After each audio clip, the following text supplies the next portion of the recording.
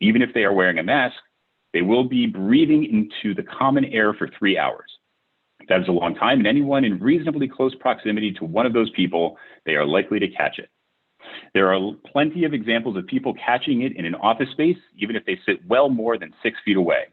It has to do with the air circulation and the amount of exposure. All health professionals agree that outdoors is a much safer place to be. If the football field is available to us, there is seating and a sound system. I realize we are dealing with rain possibilities and mosquitoes.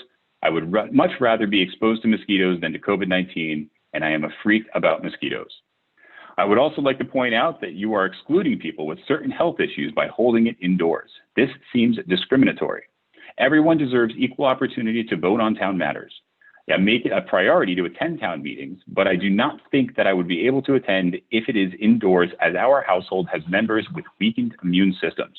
I could not risk the exposure. I know this is the case with many other households.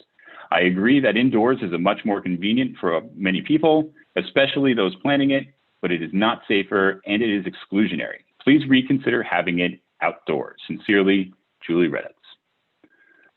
Thank you, Julie. Blythe, did you want to talk briefly to the point of where we're holding town meeting in our walkthrough today?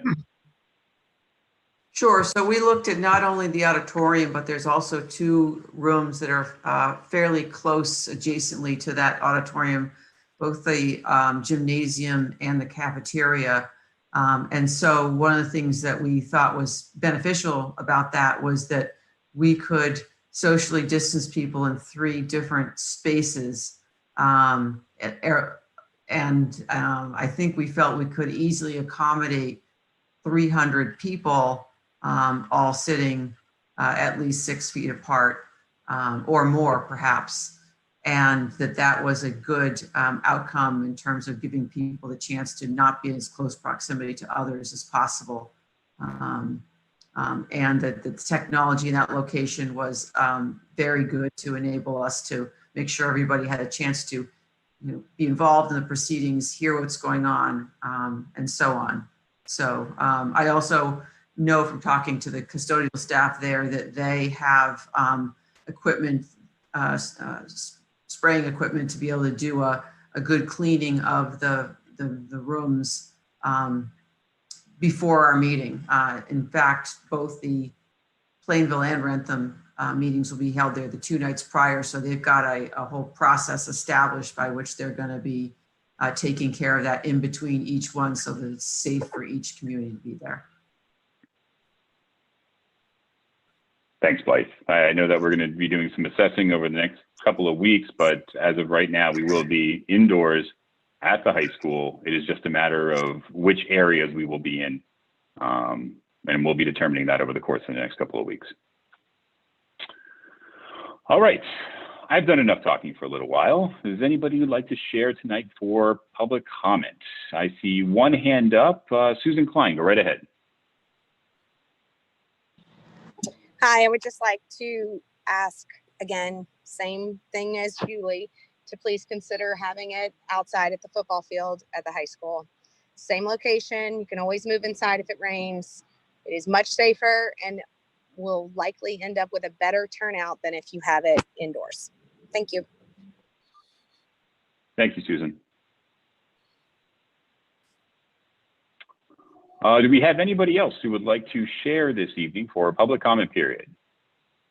If so, please use the raise hand function. If you are unable to find it, wave in a crazy fashion at your screen. All right, since I'm seeing neither, we will move on to our next item this evening, which is to please consider approving a refunding of the 2012 bond issue and approval of a new bond issue as a result of a bond sale on June 1st, 2020. Blythe, would you like to provide a little bit of background? Yes, I will. I'll start that, and then Todd is available with more detailed answers if the board has any specific questions. So as you know, last fall we authorized the some road work and the purchase of a roll-off truck. Prior to that, we'd also had approved the replacement of the H olive day roof. So we needed to place debt for those items, as well as take an opportunity to refund and refinance a 2012 bond issue that was for the Freeman Kennedy School, take advantage of more competitive interest rates that are available today. And then we had a small rollover of a bond anticipation note that we also needed to take care of this year. So we held those sales yesterday. We received a very competitive rates for the bond issue and refinancing. We received a rate of just over 1.03%. And for the ban, we received a rate of 1.34%. So we posted on our, with the agenda, the official statement. I don't know if anyone had a chance to read all 139 pages. It's actually, I think, quite interesting reading, a lot of background about the town. But we had good participation in the sale. I think 7 bidders for the large issue, and less than that, 4 or 5 for the ban. But we were pleased with the outcome. It will save the town money over time. And so tonight's action would be to award those and read a extremely long motion. I apologize for that. It's kind of like selling a house almost, lots of words and then lots of signatures to follow. And once the board approves it, we will need you to stop by in the next couple of days and execute all of those documents. So we can go into much more detail if you'd like. Just let us know.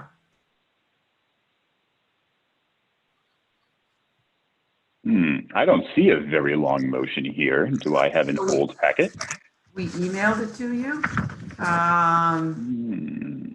yesterday. Okay, well, I try to get my act together. Chris, do you have any questions on the agenda item for Blythe? I don't. I think it's great that we've got a favorable rate. I think that's super.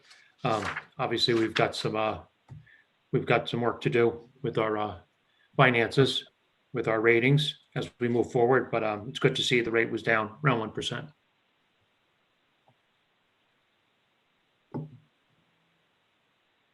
Thank you, Chris. Cece, any questions for Blythe? No questions at all. If you want me to draw out the time while you look for the motion, I can speak really slowly, but no, I don't have any questions. Yeah, I'm not seeing it in my email. Chris, do you have it in front of you? I'm looking right now.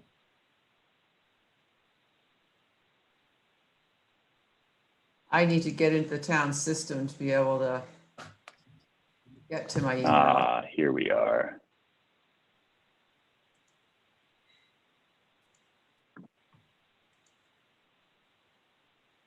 You sent this yesterday, Blythe? All Yes. right, Blythe, I have it here now. It is the Word document that is actually for the clerk of the select board. Am I correct? Yes. Oh, that's too bad. That is really bad news. Hold on, let me see if I can find it now. Or you want to email it to me? Hold on. Is it the one that was entitled Bond Info? That's Yes. the one. It's And the Word there's like- document, the first attachment. I have to download. I'm doing it on my phone because you guys are on my. Oh, here we go. Word document. Oh, crikey. Yes, it's long. Yeah, and that is my. Well, okie dokie. All right, it will be kind of slow because it's on the tiny screen. And so am I doing anything other than just reading this? Is there any grand? Just reading all page and 3/4. Okie doke. All right. I, the clerk of the select board of the town of Norfolk, Massachusetts, parenthetically, the town, certify that at a meeting of the board held June 2nd, 2020, of which all members of the board were duly notified and at which a quorum was present, the following votes were unanimously passed, all of which appear upon the official record of the board in my custody. Voted that in order to reduce interest costs, the treasurer is authorized to issue refunding bonds at one time or from time to time pursuant to Chapter 44, Section 21A of the general laws, or pursuant to any other enabling authority to refund all or a portion of the town's $4,344,000 general obligation school bonds dated April 1st, 2012, maturing on April 1st in the years 2021 through 2024, inclusive 2026, 2028, 2030, and 2032, in the aggregate principal amount of $2,580,000, parenthetically, the refunded bonds, and that the proceeds of any refunding bonds issued pursuant to this vote shall be used to pay the principal and interest on the refunded bonds and costs of issuance of the refunding bonds. Further voted that the sale of the $3,950,000 general obligation municipal purpose loan of 2020 bonds of the town dated June 15th, 2020, parenthetically the bonds, to Piper Sandler and Company at the price of $4,370,680.26 and accrued interest, if any, is hereby approved and confirmed. The bonds shall be payable on April 1 of the years and in the principal amounts and bear interest at the respective rates as follows. Year 2021, amount $360,000, interest rate 5%. Year 2022, $350,000, interest rate 5%. Year 2023, $350,000, interest rate 5%. 2024, $355,000 at 5%. In 2025, $350,000 at 5%. In 2026, $320,000 at 5%. In 2027, $325,000 at 2%. 2028, $325,000 at 2%. 2029, $320,000 at 2%. 2030, $315,000 at 2%. 2031, $295,000 at 2%. 2032, $285,000 at 2%. It is further voted to approve the sale of a $100,000, 1.34% general obligation bond anticipation note of the town dated June 26, 2020, and payable June 25, 2021, parenthetically the note, to Norwood Bank at par and accrued, if any. Further voted that in connection with the marketing and sale of the bonds, the preparation and distribution of a notice of sale and preliminary official statement dated May 22nd, 2020, and a final official statement dated June 1st, 2020, parenthetically the official statement, each in such form as may be approved by the town treasurer, be and hereby are ratified, confirmed, approved, and adopted. Further voted that the bonds shall be subject to redemption at the option of the town upon such terms and conditions as are set forth in the official statement. Further voted that the town treasurer and the select board be and hereby are authorized to execute and deliver a continuing disclosure undertaking in compliance with the SEC Rule 15C2-12 in such form as may be approved by bond counsel to the town, which undertaking shall be incorporated by reference in the bonds as applicable for the benefit of the holders of the bonds from time to time. Further voted that we authorize and direct the town treasurer to establish post-issuance federal tax compliance procedures and continuing disclosure procedures in such forms as the town treasurer and bond counsel deem sufficient, or if such procedures are currently in place, to review and update said procedures in order to monitor and maintain the tax-exempt status of the bonds and to comply with relevant securities laws. Further voted that each member of the select board, the town clerk, and the town treasurer be and hereby are authorized to take any and all such actions and execute and deliver such certificates, receipts, or other documents as may be determined by them or any of them to be necessary or convenient to carry into effect the provisions of the foregoing votes. I further certify that the votes were taken at a meeting open to the public, that no vote was taken by secret ballot, that a notice stating the place, time, date, time, and agenda for the meeting, which agenda includes the adoption of the above votes, was filed with the town clerk, and a copy thereof posted in a manner conspicuously visible to the public at all hours in or on the municipal building that the office of the town clerk is located, or if applicable, in accordance with the alternative method of notice prescribed or approved by the Attorney General is set forth in 940 CMR 29.02 subsection 2B, at least 48 hours, not including Saturdays, Sundays, and legal holidays, prior to the time of the meeting, and remain so posted at the time of the meeting, that no deliberations or decision in connection with the sale of the bonds and note were taken in executive session, all in accordance with Mass General Laws, Chapter 30A, Sections 18 through 25 as amended, and all as further suspended, supplemented, or modified by the executive order of the Governor of the Commonwealth of Massachusetts, suspending certain provisions of the open meeting law, Mass General Laws, Chapter 30A, Section 20, dated March 12th, 2020. I'm sorry, I missed that. Can you say it one more time? Yeah, and there's no motion. That's not a motion. So am I moving to approve what I just read? All right, I move that whole amount of information that I just read that did not include I move be, what am I asking? Be approved, I guess, right? Because the motion in here says that we moved that the board vote to award the bonds. So that was a placeholder. no, I understand that was a placeholder, but am I just moving to approve that which I just read? Correct. All right, then I move to approve that which I just read into the record, and I'm sure which is available at all sorts of locations for people to read and parse out the lack of things like Oxford commas and so forth. I second that motion. Do we have any further discussion? None from me. I'm hearing none. I'll open it up to anybody in the public who would like to comment. I'm seeing no hands raised. So we'll be moving on that second. Hearing no further discussion, we'll take a roll call vote. Kevin Calcutt, aye. Christopher Weider, aye. CC Van Tine, aye. It passes unanimously. Thank you so much, CC, for doing that. That brings us to our next item this evening, which is to please consider executing the warrant for the 2020 annual town meeting. Blythe, I know you've been working on this just about every day for the last couple of weeks. Where are we right now?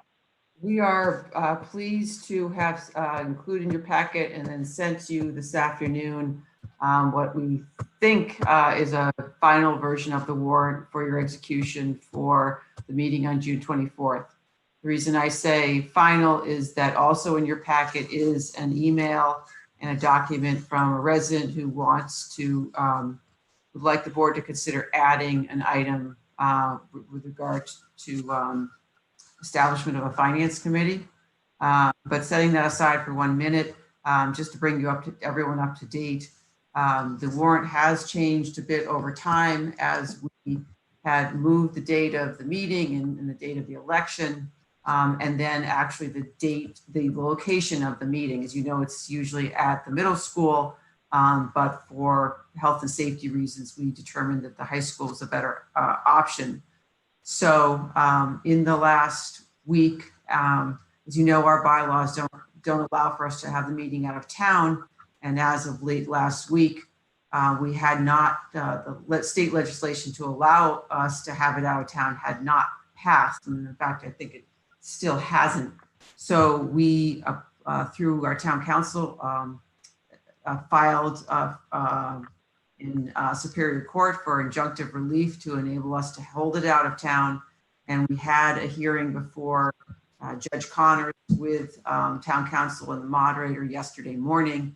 And that our request was granted to enable us to have the meeting at the high school or just on an abundance of caution, any other contiguous town. So in your packet is the warrant, and there are the correspondence from the resident interested in having you add an article. And then there are two motions for you to vote on. First of all, as I'm sure you know from our town's bylaws, the board needs to approve any action that's legal affairs is to prosecute or compromise suits, and filing this injunctive relief document requires the board's vote. So that's the first motion to be approved. And then the second motion is to execute the warrant and clarify that the meeting is going to be held out of town in accordance with the ruling by the Norfolk Superior Court. The other thing I would bring up is that after the board last met, advisory met, and so the document does include a number of their positions on articles. They haven't finished their work. They're going to do that tomorrow night. So you'll see changes there. And then today, town council pointed out that we should add a few more words to the article regarding Nichols Road to allow the board to handle any easements or other actions relative to accepting a street. And it would be better to have that in the article than the motion. So that was the last change that we made. So that's an overview, and then we can go into any questions or details that you would like. Thank you, Blythe. Just one point of clarification. I know that one of our efforts to try to keep this engagement and interaction for town meeting to a limited time frame, we tried to condense the articles as much as possible for this town meeting. Is that correct? Yes, there were a number of articles on an early version of the warrant related to zoning changes for Southwood Hospital that had been first proposed by the planning board. They have withdrawn all of those, but those came off, and then in that time afterwards, we received 2 citizens petitions. So right now we're at 24 articles. Well, I would point out that there are a number of articles that we will indefinitely postpone. For instance, there are no unpaid prior year bills. We have no plans to ask for any capital items to be approved. So there are things that we can go past quickly. And then I know the moderator is considering a consent calendar for a number of articles that are pretty routine. People who come to town meeting regularly know that we're going to approve Chapter 90 spending and acceptance of grants. And so he's planning to try to household, if you will, 4 or 5 articles that could be passed all at once to also help the meeting move along as quickly as possible. Thank you. I don't necessarily have any other questions on the warrant. I'll throw it over to my fellow board members, starting with Cece. Any questions or comments on the warrant? So is it appropriate just to ask a question about a warrant article? Is that what this is? You know, am I allowed to? Okay. Because I had one, and of course now I can't find my notes. So can I defer to Chris while I recover from reading that and find? I did have a question, but of course now I can't find it. So can I cede my deferral approved? Thank you. Chris, what do you have for us? Blythe, so we have 24 warrant articles, and then we have 2 citizen petitions. Is that how it's going to move forward? There's a total of 24, including the 2 citizen petitions. So 20 of the towns, if you will, and 2 citizen. Okay. So of course you add the item submitted last week that's in your packet. Say that again. Unless you choose to add the item that was submitted by Mr. Chipman that he would like the board to sponsor that's in your packet. Okay. That would be number 25. Okay. Cece, I'll throw it back to you if you're ready. All right, well, I found it, and I see my scribbles underneath it. I figured out the answer all on my own, so that's so great.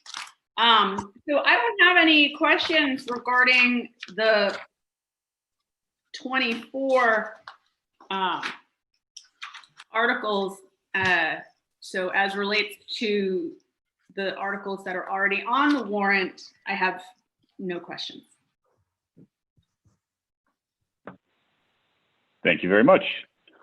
So I'll hold off on doing motions until we address the last proposal. So we did receive an email from a resident who was looking for us to sponsor another article onto the warrant.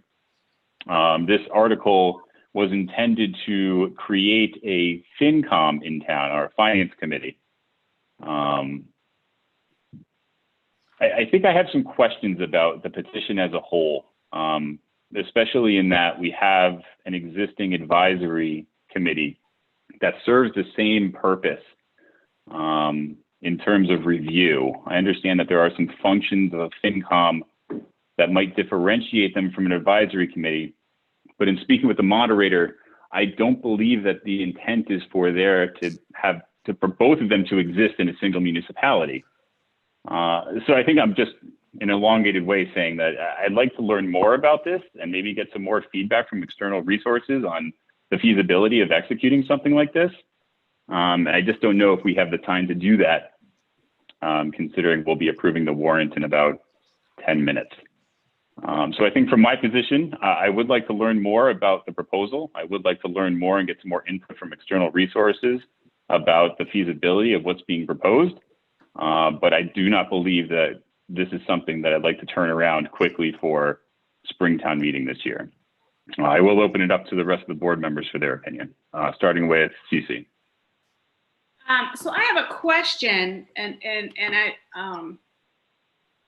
apologies for sounding dumb, but I couldn't even find the word dumb. But what's the rule? And maybe someone can.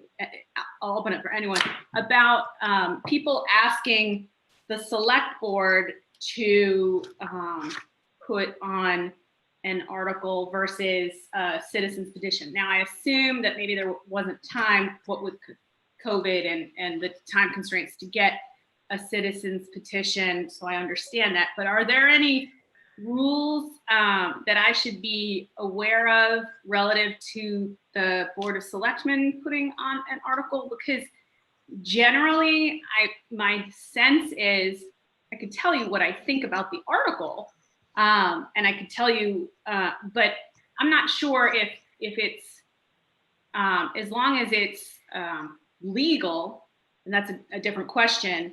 I'm not sure what is it that we are allowed to do. Can we say, no, we don't want something to go on, go out and get a citizen's petition? Or if it meets certain requirements, we have to put it on? Am I making sense? Like what's the rule?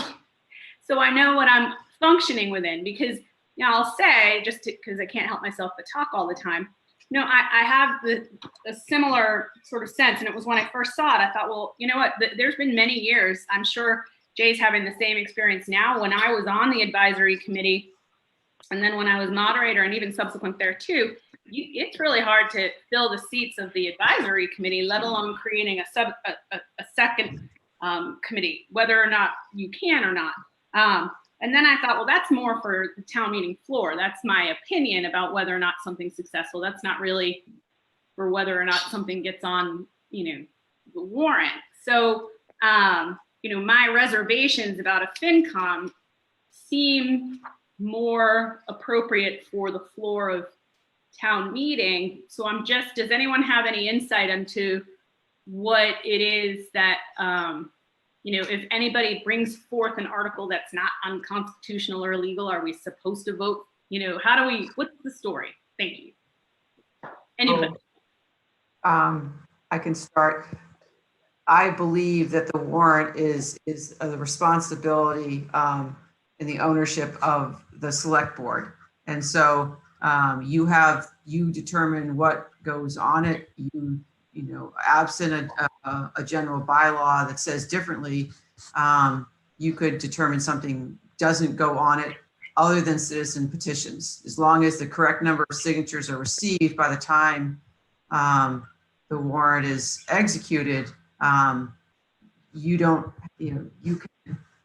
can decide. And so you can decide you want to have a bylaw about another topic. That's something the board wants to promote. You can choose to have staff and town council draft that bylaw and put it on the warrant.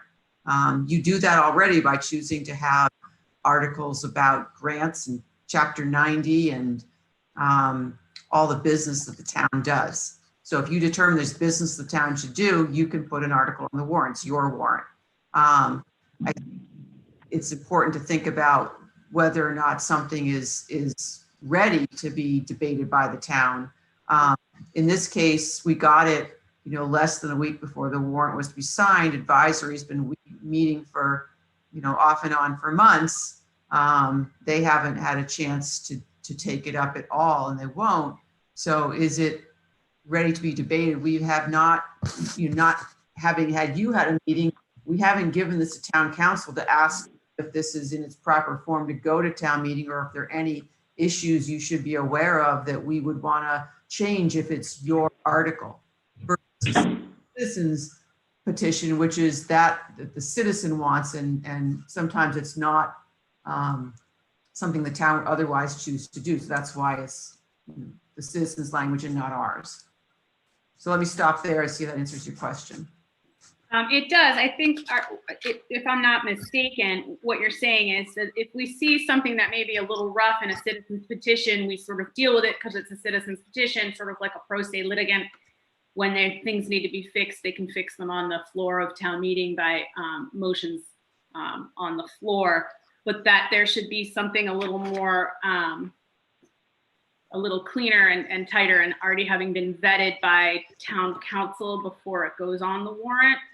So then my next question is, because it looks pretty sizable, like a lot of thought has gone into it. Have we ever had a situation where we get something, because I'll tell you that sort of I'm torn between allowing it because people should have their issues put on the warrant, and punting it to the fall, like Kevin had indicated, and I understand he wasn't saying definitely the fall, but I would say definitely the fall, such that we could make sure that the verbiage achieves goals that are allowed by whatever statutes, canons of law, et cetera, so that there isn't the same melee in a Board of Selectmen motion as there sometimes is in a citizen's petition. That being said, I'm sure we've all been to town meetings where even our budget has had issues, and there's frequently motions and amendments happening on the town meeting floor for all sorts of articles. So I'd be interested to hear. So candidly, I'm still a little torn. I'd be interested to hear from Chris. I think it's an interesting article, and I think it definitely is worthy of further consideration.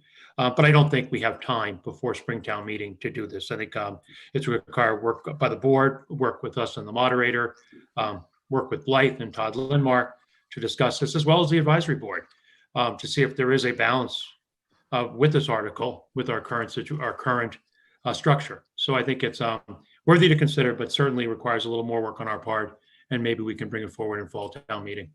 And I like what you said there, Chris, because I had meant to say that. I'd actually written a note to say that I do think that in as much as this impacts the advisory committee, I would really be interested in their input. Certainly not that their input would be the deciding factor, but I think would help understand how to craft an article, if an article actually were to be crafted for town meeting. So I agree with my brethren, and I would love to see this continue to be worked if that's what they want for fall town meeting, but not for spring. All right. So before we get into our motions, I will open it up for comments from our attendees tonight. If you would like to share a brief question or comment relevant to this agenda item, please use the raise hand function by clicking the participants icon on the bottom toolbar, and we'll call on you in the order that we see you. So the first one that I see is Susan Klein. Go right ahead. I know, shocking, right? Susan Klein, 11 Kinney Pond. Also, as many of you know, I'm also a member of the advisory board. And I would like to clarify something. Blythe said that this had not been taken up by the advisory board yet. A version of this has been taken up by the advisory board. A citizen's petition came before us, and requesting something similar, though not an actual finance committee. And it was unanimously rejected. The point being that the problem with this particular ask is that the way it's structured, it would say that the select board appoints people to the finance committee, and then the planning board takes over the zoning articles. The select board takes over approval of everything else. What that essentially does is eliminate the need for an advisory board. Both of them would not exist. And then the select board would be appointing its own people to a finance committee who would be approving the budget that the select board puts forth. Same for planning board. The planning board would be putting forth the zoning articles and then also approving the zoning articles as a recommendation for town meeting. And what that does is eliminate the independent oversight of the advisory board, which I think is absolutely necessary. As you can see from this year, we had multiple meetings going back and forth about the budget. We had different views and different outtakes, and then we settled on with a majority voting in one direction. If you have a finance committee, they're appointed by the select board. It's going to approve what the select board wants. That would be in essence, why you would do it. The advisory board is an independent board, so it needs to remain an independent board. That is my opinion, and it has been discussed in detail with the advisory board. And though I can't say for sure, because you haven't passed it and put it on the warrant yet, but I can, based on previous conversations with the previous citizens petition that came up, I can almost say that the advisory board would not support this at town meeting, whether it was now or in the fall. Thank you. Thank you, Susan. The next person that we have with a hand raised is Rachel. Rachel, please go ahead. Hi, my name is Rachel Cochran. I live at 5 Standish Road. And I just wanted to comment on what Blythe said in the very beginning about the warrant and moving the meeting from the middle school to the high school. And I may have missed this in the beginning of the meeting, but I do not think it is safe in any way, shape, or form to have 300 people at the high school. And for people in our town who do not feel comfortable going into the school, the grocery store, any public buildings, and of course it's everybody's own decision what they want to do. I think that the people who are not comfortable with that should also have an option, such as perhaps being outside. Some people could be inside, some people could be outside, but I should have a right to come to town meeting in the way that makes me most comfortable during this pandemic time. And, obviously I have a junior in high school who's come through all the public schools. I understand that the high school is larger than the middle school, but there's a lot of things that need to be taken into consideration. And, I would just urge you to consider all the options for all the different people and all their different situations and all their comfort levels, because it is such an important town meeting with all of the budget cuts in the schools and across our town, and everybody's voice deserves to be heard. Thank you, Rachel. The next hand that I see up is Mr. Chipman. Go right ahead, sir. Thank you, Kevin. I just wanted to clarify, the submittal was put in not to go one way or the other I didn't want to box you into a citizen's petition. I feel that this is something that is important to discuss on a town-wide basis. I appreciate you even considering talking about it in the fall. This isn't the first time this has been brought up. And secondly, is breaking out these types of activities is almost overdue. There's other towns that have done it, and I think it's important for us to consider as a town.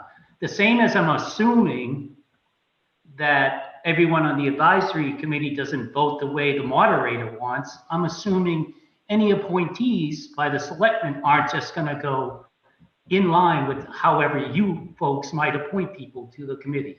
Secondly, and more importantly, I want to point out a couple historical items. The actual, and I guess thanks to Carol Green and her research, the advisory committee goes back to 1913. I think they changed some language in 1936, but at that time, I'm sure the farmers needed a break to come out of the field and understand what's happening at town meeting. It was relevant back then for zoning. It was relevant for finances and whatever else might come up on a town meeting warrant.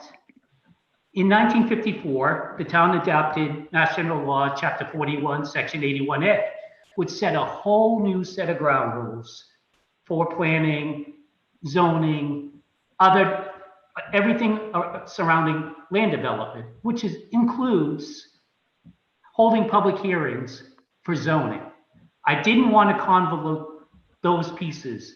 Those were comments I made to be hands wide open where I think this discussion should go. But if you had the opportunity to go through the well thought out article, it did not include anything other than relating to the finance committee. So I just do that as a clarification.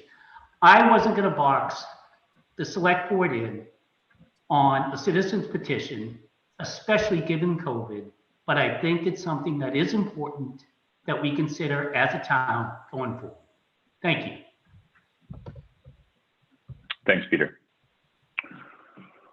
Do we have anybody else with a question or comment related to the warrant? I am not seeing any hands, so I will give Cece. Sorry, go ahead, Cece. So the only thing that I wanted to add, this is more sort of general information from my perspective. The whatever we do to make sure that what's currently what was being considered as Article 25, which we've agreed it's not before, it's not going to be on the spring warrant. When it's on the fall warrant, if it's on the fall warrant, we would make sure that it is appropriate. So I'm not going to touch on it because it's not being, it's not before the Springtown meeting. But what I would like to sort of add, and I note that Susan Klein indicated that the advisory board would not support it. And she was very clear that she wasn't going to speak for everybody, but it was her sense.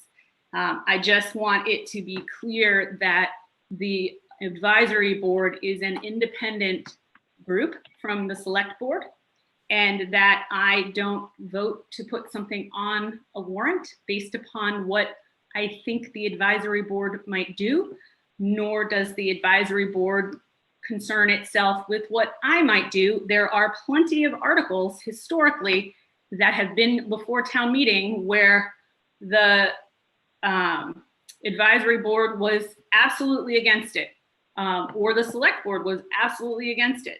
And that becomes part of the discourse on the town meeting floor. So that's it.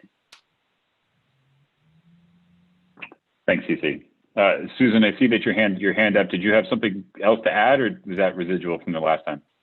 No, yes, I just wanted to make one additional comment to Mr. Chipman in response to what he said. He said that— Hold on, Susan, just direct your comment through the board, please. I know it's virtual and it's weird, but no, interacting directly between people. Correct. It's not to Mr. Chipman. It is in response to something he said. So I'm apologize for wording it that way. One of his points was that if they were appointed by the select board, just like the advisory board is appointed by the town moderator, they would have no allegiance. I was never insinuating that they would have any allegiance. I was simply speaking to oversight, and the town moderator does not put forth warrants. So again, the select board does put forth warrants, including the budget. They decide what the budget is going to be that is presented at town meeting. And then the finance would be working hand in hand with the finance committee. Jay Tallerman, as our town moderator, puts forth no warrants, nor does he have any say in any of those aspects. So we wouldn't have an allegiance to Jay Tallerman or any warrants he put forth, or any moderator there, that comes after him or has come before him, because they never put forth warrants, but the select board does. So that's what I meant by oversight. It needs to be an independent party, not appointed by anyone who's going to be putting warrants forth. That's what I meant. Got it. Thank you, Susan. And Peter, I see that your hand is up, but this is a discussion that can preface our fall town meeting. This isn't something that we're going to add now, and I don't know if hashing it out in this meeting is going to be of any value to anybody. So I'd like to table anything related to the proposal and move forward with executing this. And I eagerly look forward to the robust dialogue that will surely come forth ahead of our fall town meeting. Just one comment, clarification. No, Peter, we're not going to talk about this anymore. I appreciate it, but we got to move forward with the meeting. So I would move as chair that the board execute the warrant for the 2020 annual town meeting to be held on June 24th, 2020 at the KP High School in Rentham, as it is not possible to adequately conduct town meeting in a location within the geographic limits of the town in a manner that ensures health and safety. However, in the event that a court ruling or state legislation prohibits the town from conducting its town meeting at the KP Regional High School, then the alternative warrant shall be issued identifying KP Middle School as the meeting location. Do I hear a second? Second. No.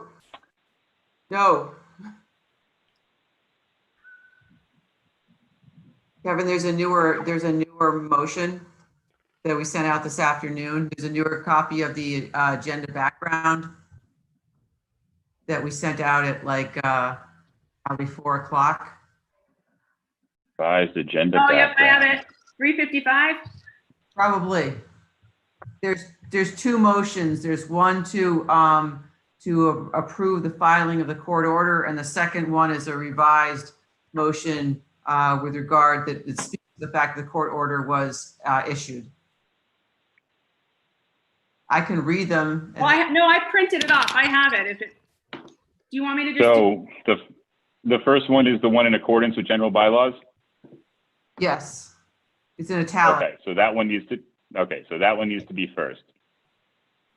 So I move that the board, in accordance with the general bylaws, Article 4, Legal Affairs, Section 1, Authority of Select Board to institute, prosecute, and compromise suits, grants approval and ratification with respect to the filing of a complaint in Superior Court for injunctive relief to enable the town to hold its 2020 annual town meeting outside of the boundaries of Norfolk.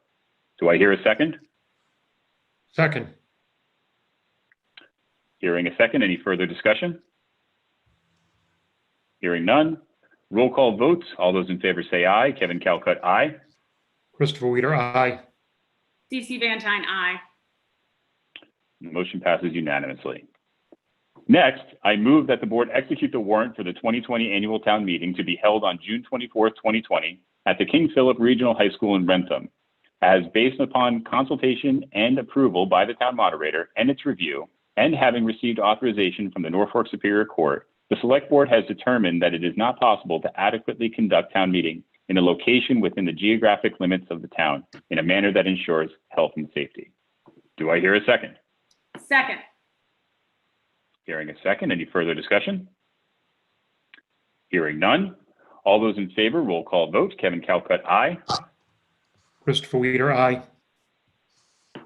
CC Van Tine, aye. And the motion passes unanimously. Thank you very much, everybody, for your contributions to the warrant. I look forward to a fantastic Springtown meeting, a safe Springtown meeting. And then I also look forward to further discussion related to any articles that have been pushed off until we meet next in the fall. Our next item this evening is to please consider authorizing the chair to execute a grant application for federal CARES funding incurred in response to the COVID-19 outbreak. Blythe, would you like to give us some background? Yes, so 2 weeks ago or so, the state sent out the information that's in your packet about the fact that of the CARES Act funds, they were designating to cities and towns $500 million of what came to the state for local costs related to addressing the pandemic, whether it be purchase of PPE for essential workers, cleaning products and disinfectants, technology, items related to holding school remotely. There's a whole host of things. And so also in that guidance was the details of what each town could receive in total in this round of funding. And that's for Norfolk, it's $1,056,955. So since we received that, we have been gathering that data. We had already been gathering it as we had people code through the accounting system and the expenses that were applicable, both on the town side and for Norfolk schools. And the state is enabling all communities to apply in 2 rounds for this funding. We can apply between now and this Friday, June 5th. And the first round for costs from March 20th until the end of June. And then we can apply again later in the calendar year because the funding is for expenses through the end of December. Alongside this, there's also the opportunity for FEMA federal reimbursement funds of 75% of some particular costs. And so the accounting department led by Todd Lindmark have been incredibly busy calculating away and sorting how things will work. So he's, as you know, he's on the call and can give you the nitty-gritty detail that that I don't have. But in general, up till now, between town and school, we've spent approximately $100,000 in all those sorts of things. He can give you a little more granular detail than I can. And what we're looking for is the board's approval, authorization for the chair to execute the attestation to submit our application for the first round. And in essence, refund to the town what we have spent to address these issues so far, as well as estimate based on what we spent so far, what we'll spend through the end of June, which will enable us to, if those monies come in fairly soon, enable us to kind of refill our coffers with money we hadn't planned to spend and help us end FY 2020 in a best financial position that we can. So let me stop there with the overview and see if you have questions, or you'd first like Todd to give you some more detail. I'm okay with moving forward with Todd. Does anybody else have anything they'd like to say now on the board? Is Todd or Blythe, are we going to see a breakdown of that 100,000, or before Friday? Are you going to submit it on Friday? What's the plan? And will this become FY21 free cash, or how will this be? I imagine we will not receive these funds before the end of the fiscal year. So how will these funds be categorized? As free cash, or will they become a reduction in our budget expenses for FY21? Perfect questions for Todd. Sure. You got a lot of questions, Chris. I'll try and answer them all. So with respect to the breakdown of how the 100,000, it's about 104,000 that we've spent to date. 80 of it is on the town side, and about 24,000 is on the school side. And I anticipate probably through June 30th, we'll spend probably another 26,000 and change. So looking at about $130,000 through June 30th. From July 1st through December 30th, we'll be able to have a separate account set up and established for all the COVID-related items for fiscal year 21. For the items that are here for fiscal year 20, the way that would work is we would put in the request as of June 5th. I would put an accounting entry in to say we have a receivable coming in from the state. Whether we get it June or July, those monies would then be added in for free cash that would be certified as of September. Because the receivable would be for June 30th, that would be added in for the free cash, is how it works now. And then obviously, not knowing what the expenses are going to be going forward, we're purchasing plexiglass. We may have to have additional busing for the schools because of the kids needing to be separated or what have you in order to accommodate them, different classroom setups, ambulance supplies, all the PPE that we're going to require going forward. So that'll all be kept separately.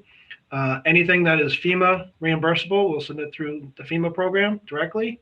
We'll get 75% reimbursed on that. So if we send in $100,000 that's related items, we'll get 75,000. Then we'll send in the 25% differential for the state reimbursement, which is what that $1 million, $1,056,000 has been identified for Norfolk to have available and eligible. Is it guaranteed?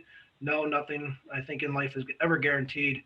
However, it has been identified and made available for us to utilize. So I think we should try and utilize to the best of our abilities based on the expenses that are necessary for this, directly related.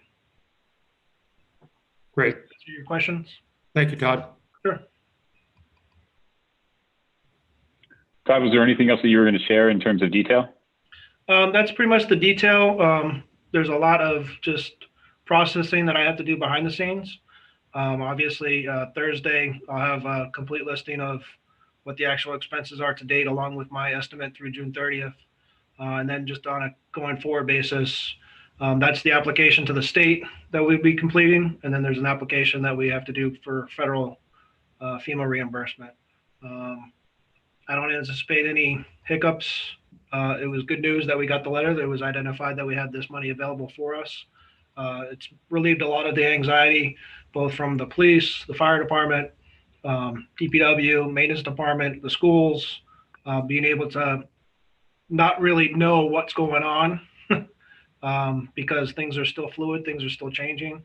But having this as a little bit of a backstop to help us out makes all the sense in the world. So I'm glad it came through. I'm glad we're able to utilize it. And it'll help Norfolk, and obviously won't impact the budget, hopefully, too much, because again, we're looking for reimbursement on those expenses that are related to it. And Todd, could you give just a little more detail about the types of things we spent money on, the categories, if you will? Sure. PP, personal protective equipment, including the face masks as well as gloves. All the disinfectant. We have special sprayers that cost several $1,000s each for the application of the materials that disinfect all the different offices, whether it's the library, the COA, town hall when we open up. We've spent monies on plexiglass for accommodations at the town hall. There's been monies that were spent on changing areas at the police station to allow officers to be able to change out of their PPE gear. We had additional costs incurred for internet access because we had to increase the speed for internet with all the Zoom meetings that we're having. We also had to create accounts for the Zoom accounts for all the different departments so that they would have it. So all those expenses and the video cameras right up there. We had to purchase some of the video cameras. So all those expenses would fall, the technology expenses would fall under the state reimbursement program. PPE, masks, disinfectant, sprayers, things of that sort would fall under the FEMA. And then we would get the 25% differential from the states. Additional expenses that the school would be able to utilize it for is all the programming that they have to do school-wise, as well as technology, any laptops or what have you, in order to accommodate people being at home for the remote learning, things of that sort. So that helps out in that respect as well. And some of those, pretty much the majority of the expenses are related to those items. Thanks. In addition, we're going to have to probably order quite a bit of personal protective equipment, and we're going to have to do purchasing both school-wide, town-wide masks, additional sanitizing agents, things of that sort. So just beginning. Thanks, Todd. Sure. From my perspective, do you have a gauge as to, I know you said at the end of June, you'll have a better idea as to how much we would have dedicated or spent that would be eligible for these expenses, but do you feel that we're going to come close to what we've been allotted in that grant or no? Come close to using all of it? Correct. I have no idea. Again, I'm waiting for more information coming from the schools. That's going to probably be the biggest driver for us because, again, accommodations with anything as far as the special education, what changes are required there, the busing transportation, if there's increased buses that are needed. How does that look? There's a lot of unknowns, and Ingrid Alardi, Dr. Alardi is on conversations, conference calls throughout the week with DESE and different programs to find out, if and when they open up again, what is it going to look like? What are they going to need? How are the classrooms going to be held? Are they eating in the classrooms? Are they eating in cafeterias? Things of that sort. So there's still quite a few unknowns. But again, FEMA, as long as they're directly related to FEMA costs, we get 75% there. So of this first round of 130, FEMA will probably pick up about 75% of it, because again, some of it's IT that's not FEMA relatable. But so we're not going to really hit the $1,056,000 on this first go around. It might be about $25,000-$30,000 for the state portion that we'll get, because the rest of its majority is FEMA related. And then going forward, if there's items that are FEMA related, i.e. the personal protective equipment, things of that sort, again, we'll get 75% federal, 25% from this million, unless it's IT or directly related that FEMA is not going to reimburse. So I don't anticipate it hitting all of it, but it's nice to know that it's there and available for us. Got it. Thank you. Additional questions from the board, Chris? Todd, does it also include so what you're submitting on the 5th? Does that include some of the costs of legal counsel today for yesterday's court action? Can that be included? And how about the setting up of the high school for town meeting? Are those allowable costs as well that we'll be including? I did not readily see whether or not they were readily available to be included as costs, but I can double check on those items. Great. The high school doesn't plan to send us a bill for holding town meeting there. No, my question was if we're going to have staff setting up the high school that we would normally have, or if we're going to be disinfecting the high school, would those costs be eligible? They're not planning to send us a bill for that. The regional high school is not planning to invoice Norfolk to have the meeting there. They're managing those costs directly. So they're managing those costs within their FY20 budget? Correct. That's But, what we normally wouldn't have those costs if we were having town meeting at the middle school. So because obviously there's going to be extra precautions. So why wouldn't we try to put those funds also into this package? Then we'd have to try it. Then we can figure out whether they can invoice us and we can pay them. We'll look into it. Okay, thank you. Thanks, Chris. Cece? So I guess I'm just going to be echoing Chris a little bit, because it occurs to me that usually when these things start, not municipalities, but with respect to the CARES Act, with respect to small businesses, et cetera, they're pretty, it's great that there's already an amount in place, because they start out seemingly pretty liberal in terms of what they'll cover. And then as they run out of money, they tighten up. But I'm pleased that it doesn't seem that they will, because they've sort of allocated the money in advance. Assuming they don't run out of money, I think it's important to sort of note, because I'm sure there'll be folks thinking, oh, well, we've got this money. We don't. It's reimbursing for expenses we didn't anticipate, and we will continue to have to deal with that we didn't anticipate. So I think it's important to remember that this isn't some found money that can be used for something else. That I may be jumping a fence, rushing the fence on a town meeting, but I just think it's important for people to put that in their mind.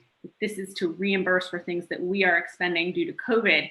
And then kind of echoing Chris, it does seem that if the includable expenses were things like the legal fees for yesterday, the changes that need to be made for town meeting, not just the change in venue, but and the staffing, but also the prep and the cleaning, that we would want to be in communication with KP, whether it was in the middle school or high school. KP school system is going to be taking somewhat of a financial hit due to Corona. And we're obligated to pay a portion of their budget every year, so that if we can maybe be in communication so that we're helping ameliorate those expenses now and for the next year. Maybe that's, and I'm assuming, I haven't flipped through, but I'm assuming Rentham also has money, that everybody's going to have some money, that maybe everybody sort of talks with KP. It's great that they weren't going to hit us up with the expenses. That's wonderful. But that doesn't mean that they don't have the expenses and that that's going to impact their budget, which ultimately impacts us because we pay 1/3 of their budget. So those are just thoughts. They don't have anything to do with voting. Just me mulling because I'm not in the room to mull with you. Thanks, Cece. Do we have anybody who's joining us and in the resident audience who would like to ask a question related to the CARES Act funds? If so, please use the raise hand function. I am seeing none. So with that, I would move that the board authorize the chair to make application to the Commonwealth of Massachusetts for CARES Act funds to reimburse Norfolk for its necessary expenditures due to the public health emergency, which began March 1st, 2020 to date. Do I hear a second? Second. Hearing a second, any further discussion? Blythe, do we want to have that motion say March 1st, 2020 to date, or do we want to say that motion March 1st, 2020 to June 30th, 2020? You're on mute, Blythe. I've gotten good at that. To June 30th, please. Good catch. All right, so we'll take a friendly amendment to make that March 1st, 2020 to June 30th, 2020. Do we hear a second? Second. Thank you. Hearing a second. Any further discussion? Hearing none. Roll call vote. All those in favor, Kevin Calcutt, aye. Christopher Weider, aye. CC Van Tine, aye. And the motion passes unanimously. Thank you. Next up, we have please consider making appointments to various town boards and committees. Blythe, do you want to take us through our color wheel? Yellow is where you're on tonight.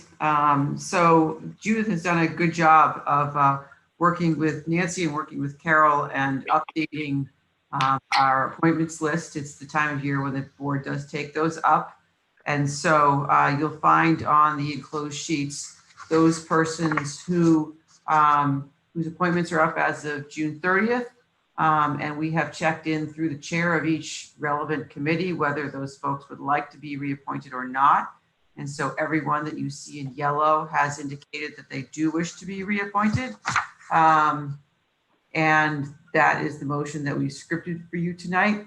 As you recall from last year, we're probably going to do these in a couple of rounds because there are some vacancies that you'll see highlighted in gray. For instance, Conservation Commission has a vacancy that I think they have found somebody for. There are a number of vacancies on the Town Government Study Committee and for Cultural Council. I'm just going to name a few. There are some folks who by state law can only serve for a certain amount of terms before they have to step off. So various reasons, and there's a column here that goes over those for you. And so most of these are citizens who wish to be reappointed. There is, the only other things I'll point out is that we have clarified that there is actually no Mass Corrections Advisory Committee. Mr. Roque shows up as a reappointment. We've clarified with the DOC that there is no such committee we need to appoint anybody to. So that's a committee that doesn't need to be addressed at all. On the animal control officer, as you know from the bylaws, that is a position that my role is to recommend the person, and yours is to affirm, and that would be Hillary Cohen. And we will need to speak with the fire department about the municipal hearing officer. The town clerk had been serving that role and she wishes not to do so. So that is one that we need to work on filling. And then there are some joint appointments. The one that comes to mind is Obviously, Kevin has been serving as the select board's representative. He seeks reappointment. But Janine Dubuque, as we understand it, does not right now. So as I said earlier, the motion we would recommend is to reappoint everyone who's highlighted in yellow. Thank you. Thank you very much, Blythe. We are about to undertake what will most likely be a very lengthy process and review. So I'm going to recommend that we take a 3 to 4 minute break so that people can get up, stretch their legs, practice their vocal cords, whatever you need to do. And we'll be back in just a moment to begin going through these. Does that sound good to everybody? It sounds great. I want to, before people start to chime in and chip away at your recommendation, I want people to know that I'm the reason that you're taking this break, because I inexplicably decided to do something called the 75-day hard challenge, which requires a gallon of water a day, and I need to hit the head. So much appreciated. I'll be back in 2. We'll be back in just a moment. Thank you.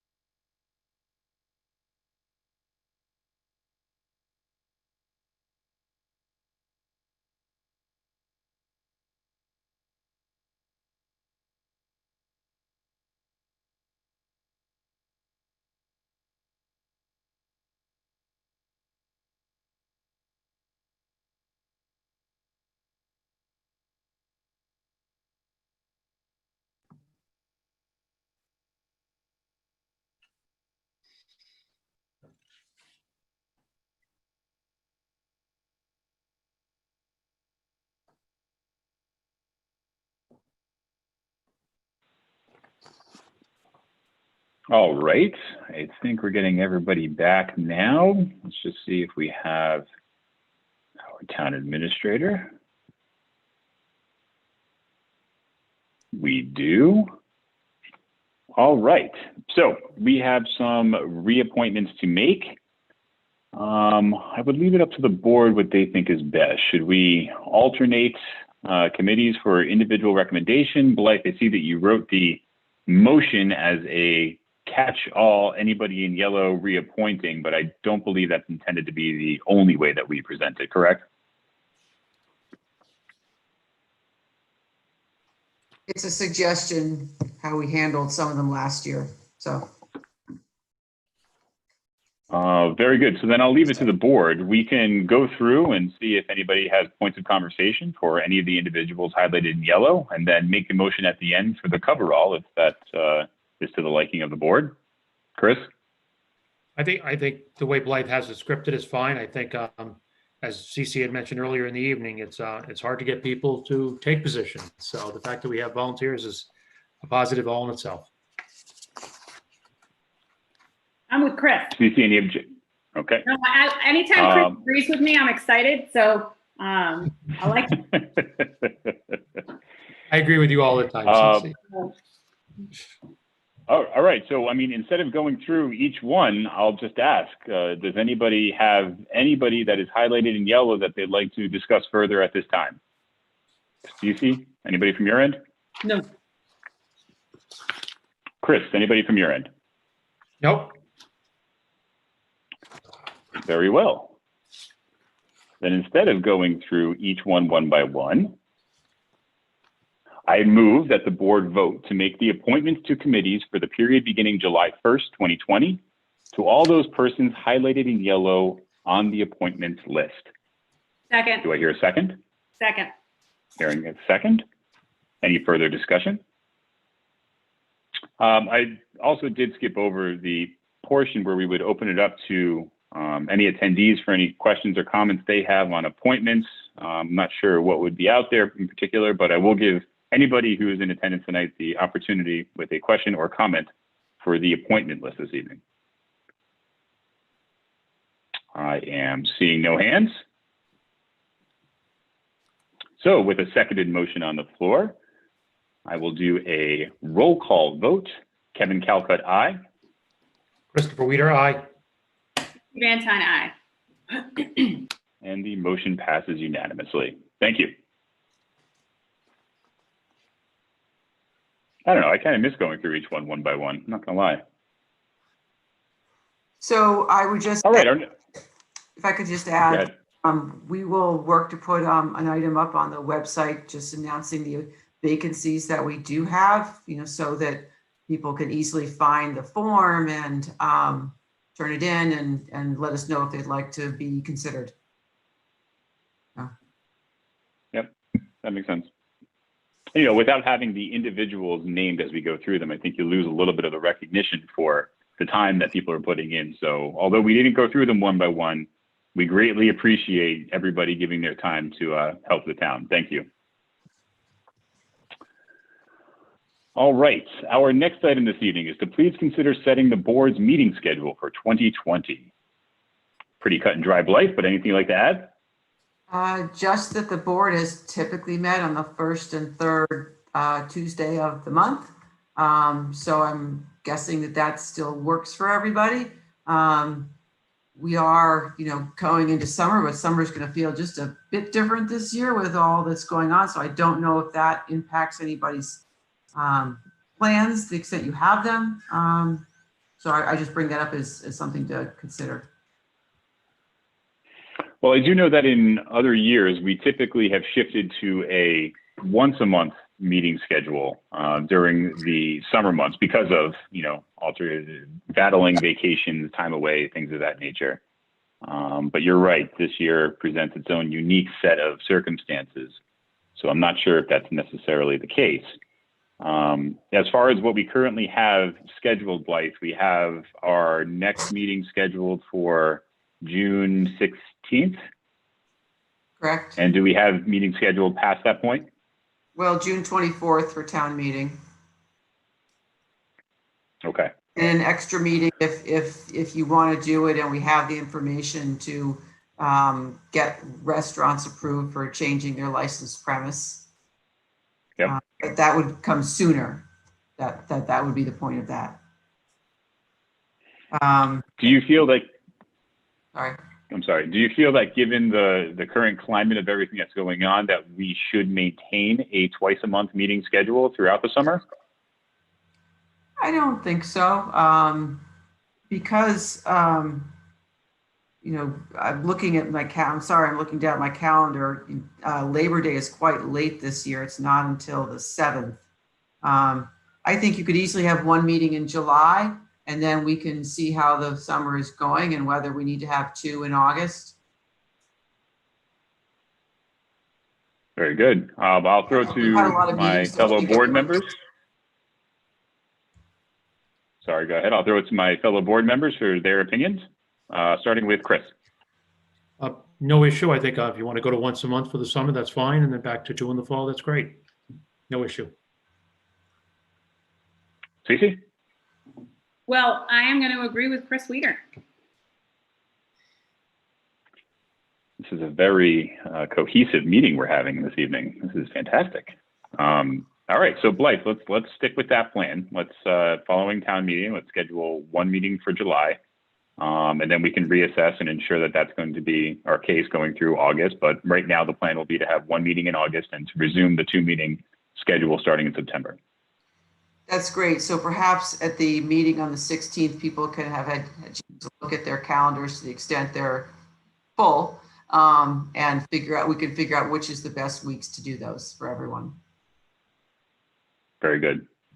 Thank you. I do see one hand raised. So Susan Klein, please go right ahead. I am so sorry. This is not about your meeting calendar. I apologize. I raised my hand, but I think you moved on.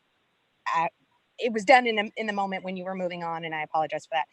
I was just curious because there's a lot of questions about who you're. I have no issues with you reappointing people. I'm just curious as to who they are. I know Hillary Cohen was mentioned. I'm not sure if she fell into this yellow highlighted category or not. And I think she absolutely did. She did. Is there a way you can screen share it or send it to us? It's available on the town's website under our packet. It is available? Okay. Thank you so much. Yep. You're welcome. Apologies. Does anybody else have a question? No worries. Does anybody else have a question or comment related to the board's meeting schedule for the rest of 2020? All right. So I don't believe that we'll be making a motion right now. We'll solidify availability, and at our next meeting, we'll actually make the motion to take action on this item.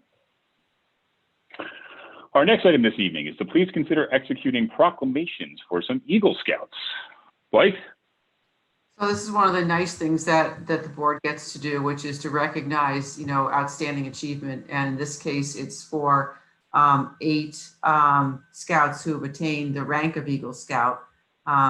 Their Scoutmaster, Adam Cambria, got a hold of us and let us know about this and what the scouts have all done to achieve this honor and their hard work, and asked that the board consider proclaiming a day for each of them in their honor so they can celebrate a little differently than maybe they would have in the past.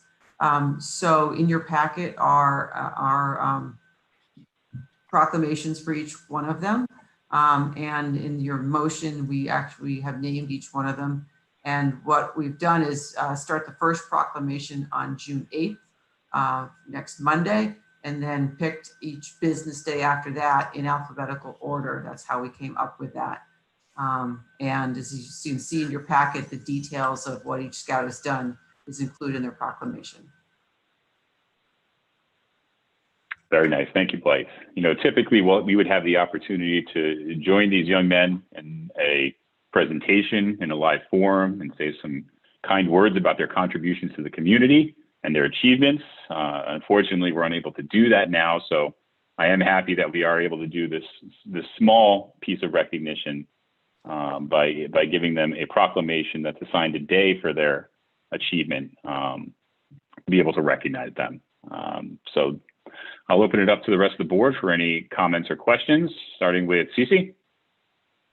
I think this is really cool.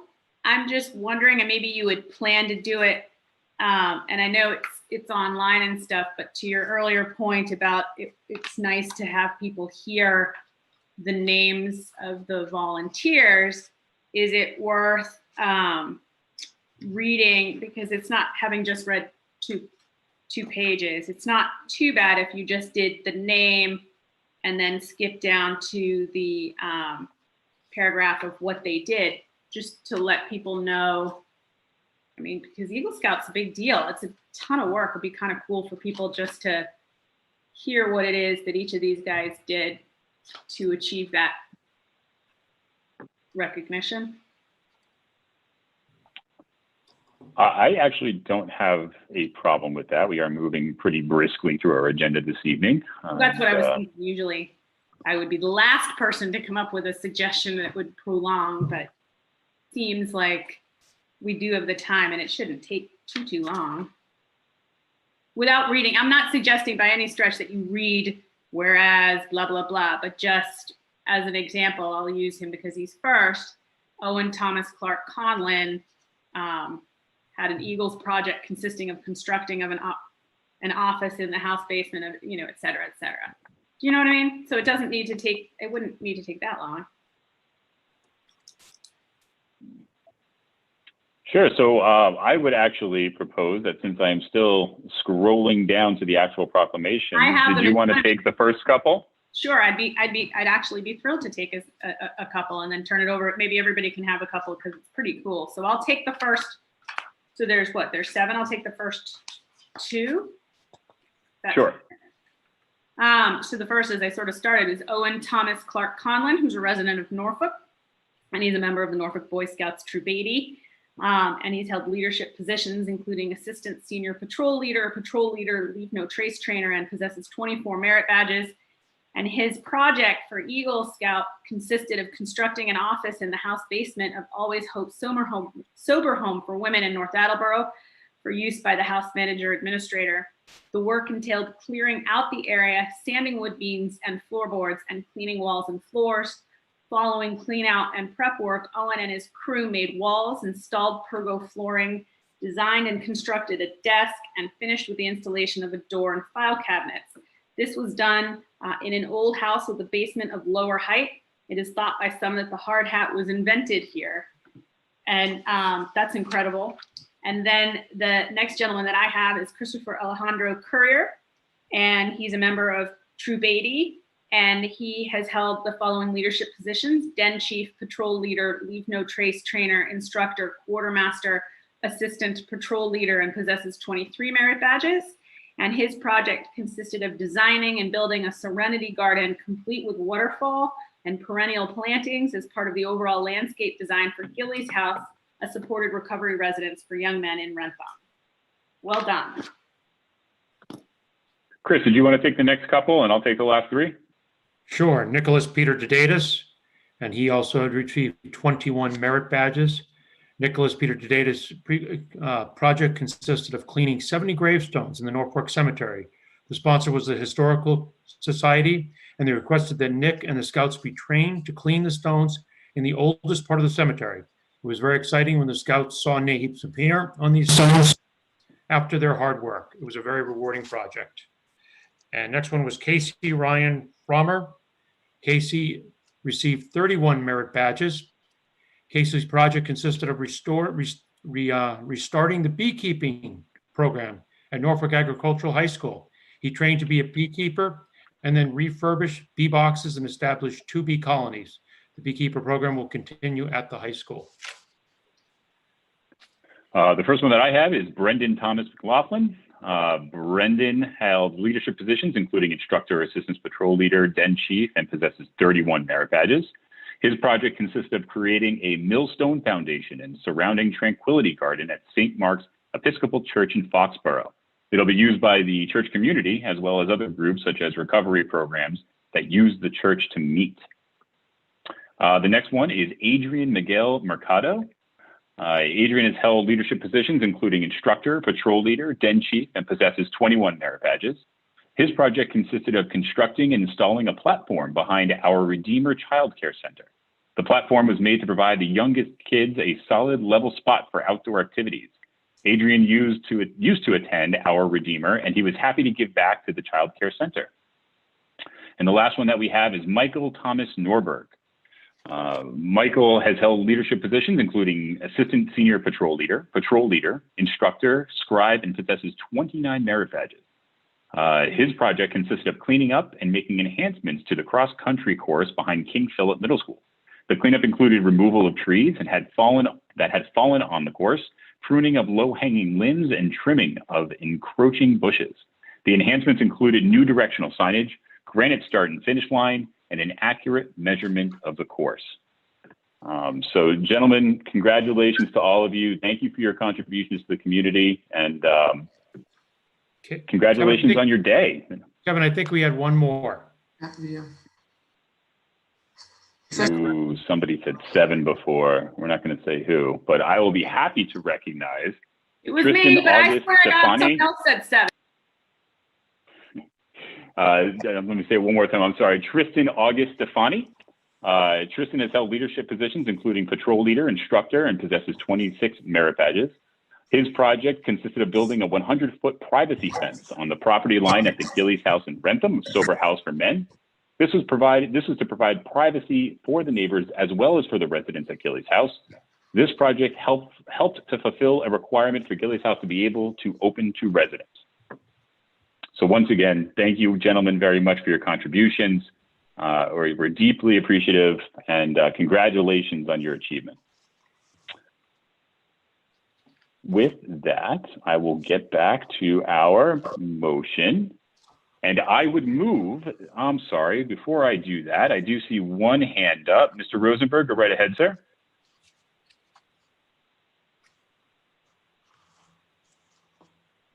In glancing through the proclamations, I saw one thing that I believe was a typo.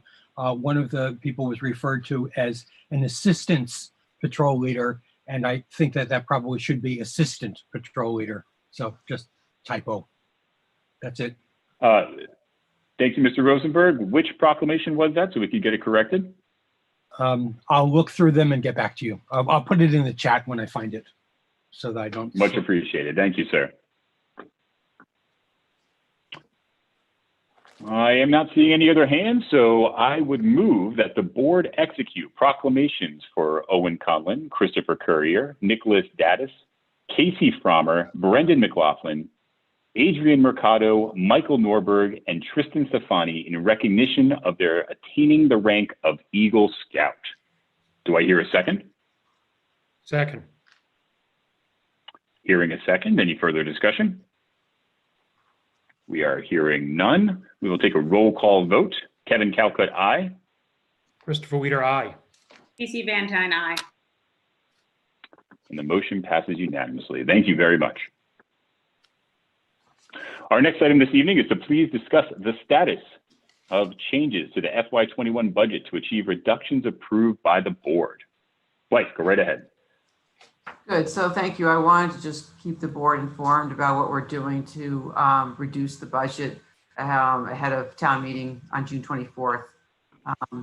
It's still a work in progress. We're not done with it yet, but just to keep everybody up to speed, the $983,000 we had previously determined would be divvied up between, I'd say, 4 groups. Just over $380,000 of it is the MEC assessment. We are planning to carry 1/4 of the assessment in our budget for now, just in case there's a reason that we need to make the first payment. Though I have a MEC board meeting tomorrow morning at 8, and I still believe everything's on track to have that in place for July 1. But just to be on the abundance of caution, we're going to leave a small amount in there in case we need to spend it. And we would reduce the budget later in the fall before we set the tax rate if we don't.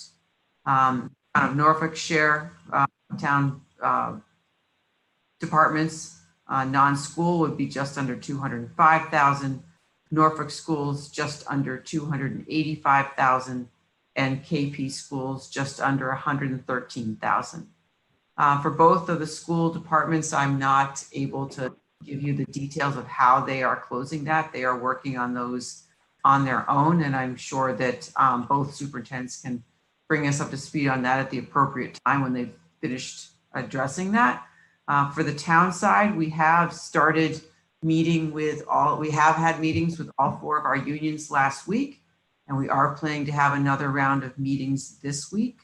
And we have brought to them a proposal to take a partial reduction in what they've negotiated for increases for FY21 and ask them to table it in July. So we will reduce the budget by those amounts. Same would be done for myself and non-union employees across our side of the organization. And the goal being that if everybody takes a small reduction, we can achieve the overall amount of $205,000 that we need to balance the budget with what both the select board and the advisory committee want to recommend to town meeting. And then understanding from previous votes that if the budget, if the revenues from the state and our own local receipts come in better than expected, those could be voted to be restored in the fall. And if not, or the situation is worse, we haven't spent this money, and we can then address any other changes that we need to make. My goal is to keep in services across the organization for our residents intact as much as possible. And we're hopeful that our unions will work with us on that. I feel very positive about working with them, and that they understand what we're facing. And though many of them are on the front lines providing essential services, they too care about our community and keeping it healthy. But I'm not assured that's done yet. I hope to have that resolved later this week. But if not, we will have to make adjustments in positions, because I feel like we've, for the most part, have already reduced accounts and expenses where we can in earlier rounds of the budget. And I'm not, and I never like to simply lower an account just to make the numbers work now and have a structural deficit. I think that's an inappropriate thing to do. So what will we be looking at? We will be looking at overall amount of public safety staffing. We do have some vacancies that will be created in the police department, though we're already going to be in a situation this year where in order to get people into the academy, it's going to take, we're going to have some running light, at least over the first half of the year. And that's, that's something to be mindful of. So can't really say whether it's a position or it's just generally number of man hours, people hours overall. I would also look to, we have been trying to keep in the budget a position in grounds in DPW due to retirements we had and positions we haven't filled. We wanted to add one position in order to be able to better address the workload overall. But in a difficult situation, we would look to eliminate that. And then we'll probably need to go further than that and look at either reductions in positions or reductions in hours that people work. Say someone works 40 hours a week, perhaps we would lower that by some number of hours in order to achieve the $205,000 overall. So that's the work that Todd and I and Scott are doing aggressively right now. And we will solve this one way or another by the meeting that you have on the 16th, so that we can advise you and tell you an advisory where we are in terms of what exactly reductions mean, and we can explain them at town meeting. Thanks, Blythe. If I could for just a moment, I'd like to provide a little bit of feedback with my liaison to the advisory committee, Cap-On. Over their last two meetings, the advisory committee took the budget under consideration and had some fantastic dialogue associated to not only the proposal that was put forth before them, but also to some alternatives that would increase funding with a couple of creative uses related to our stabilization fund, the entirety of our free cash, and even the mention of an override. Through some feedback and some return of data from Blythe and Todd, they ended up requesting a budget that reflected a 1.5% increase that would have restored funding to the schools and town departments and would focus on the MEC money coming out and the KP school reduction, as we are in a partnership with two other towns that had already agreed upon that amount. But after some dialogue, the final vote, I believe, was a 5-3 with one member not in attendance to support the original proposal by our select board. So we do appreciate their dialogue. We do appreciate their creativity. And we do appreciate the time that they spent in their research and diving into other alternatives that we could present to the community. That being said, I'll take a break from talking for a quick moment. Cece, any questions or comments related to the budget strategy outlined here? No. Chris. Nope, I think it's a good strategy Blythe is employing. I think if we can get the unions to agree, this will be great. We'll be able to keep the level of service, and everybody will share in this. Absolutely. And one other thing I will add is when we first voted on this budget, I believe it was on May 5th, The last projections that we were seeing from the state's perspective was somewhere around the tone of $4.4 billion in revenue shortfalls. Since that time, I do believe that has been upped to over $6 billion in expected shortfalls. So whereas this outline in the strategy could have been perceived as being aggressive at that time, I do believe that as we start to get a closer number as to what to expect, we are falling more towards the reasonable reaction to how we're going to be operating if that does come to fruition in the fall. I will open it up to anybody in the audience should they have any questions or comments related to the budget strategy. If you do, please use the raise hand function. I see Susan's iPhone. Go right ahead. Hi, Susan Klein, 11 Caney Pond. For a point of clarification, are you still going to be discussing the extra money from retiree health benefits, or is that built in at this point, or have you decided not to build that in? Just for clarification. That is our next agenda item. Okay, thank you. You're welcome. Do we have any other questions or comments related to the budget strategy? I am seeing none. Blythe, anything else you'd like to add? I'm getting a head shake no. So we've been moving on to our next item this evening, which is to please discuss future changes to the premium cost share for retiree health insurance. So I've included in your packet at your request, Kevin, the information that the board has seen before and what the options are. We have not factored into the budget, the $205,000, any changes in this. I think you, if I recall correctly, you'd asked me to put this on the agenda just to keep it as a placeholder, if you will.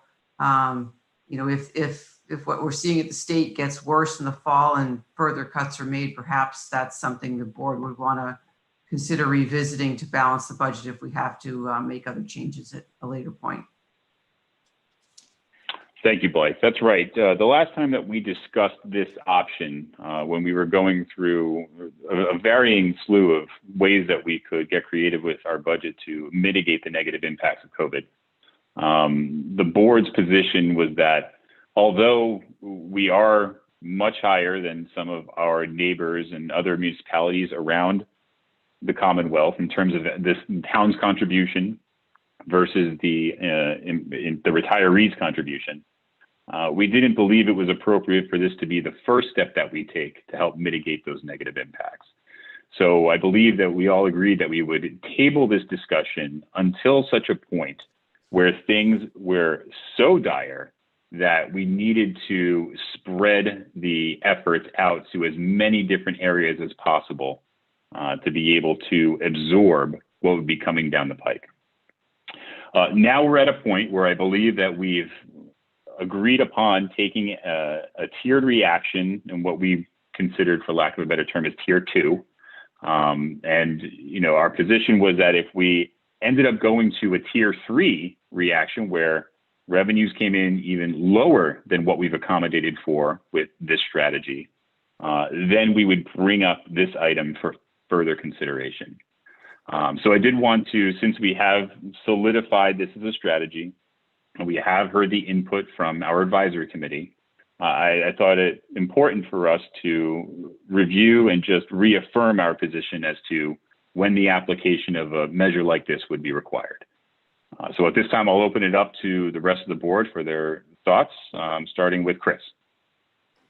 Yeah, I'm a little miffed at this, Kevin, because I think a month ago, we all agreed that this would, I don't remember this being a tier 2 or tier 3. I remember this being, yes, open for discussion if we had to. But I think that also includes all other possible savings. And I'm just surprised that this one item is the only tier 2 or tier 3 item we're discussing. If we're going to have an honest discussion about areas we can save money, I would have liked to have thought we had more than one that we're going to look at over the next couple of months. For some reason, this has a little bit of a political tone to it. I've heard it brought up a number of times at advisory. I heard it brought up just a few minutes ago. And I'm very concerned that this has a political tone to it. And one thing I do not want to see is that our senior retirees become a political pawn in an election year. I think I heard the comment, if you're going to talk the talk, you got to walk the walk, or you want to walk the walk, you got to talk the talk. I think a couple of people should do some walking. They should walk down to Johnson Way and see Police Chief Sam Johnson's wife, who's in her 90s. Ask her what she thinks of this. They should walk over to Holbrook Street and see Mrs. Previtt, who served town government for over 20 years, and ask her what she thinks of this.